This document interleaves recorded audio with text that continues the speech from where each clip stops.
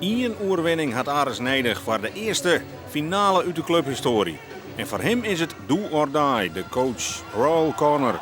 En die zocht dat zijn team Den Bosch heel goed uiteenzet in dat eerste kwart. De man ben op dreef en lette in die fase Ares alle hoeken van het veld zien. En Erik Braal, de coach van Ares, zocht dat zijn team er te min voor oerstellen kan. De scoorten die binnen net zuiver en verdedigend vallen er gotten. En bij het skoft zit Ares al 22 punten achter. We hadden niet anders verwacht eigenlijk. We reageerden niet heel erg goed, dat was een teleurstelling.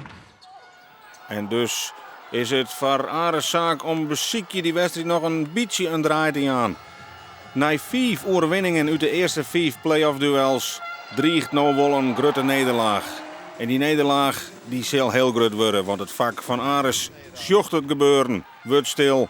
En het is Den Bosch wat haar heerlijk uitlibbert.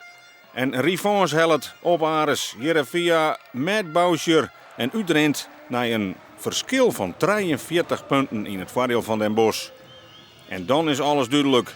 Deze wedstrijd moet zo gauw als mogelijk vergeten worden, want toonsdje, dan moet het barren. Voor Den Bosch geldt dat ze nog 2 keer op Riegen winnen moeten.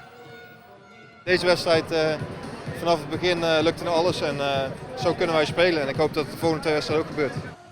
Maar Ares is net van doel 2 wedstrijden harden de kans te gaan.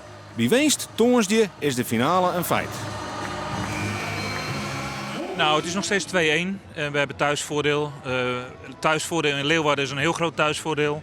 Dat betekent dat de hele zaal erachter zal gaan staan. En dat betekent dat we een 6e man hebben die met veel energie ons zal aanmoedigen. Ja, ik verwacht dat iedereen gewoon klaar is donderdag. En deze wedstrijd moeten we snel vergeten. En donderdag moeten we gewoon klaarstaan. En met alle supporters van ons komen we goed.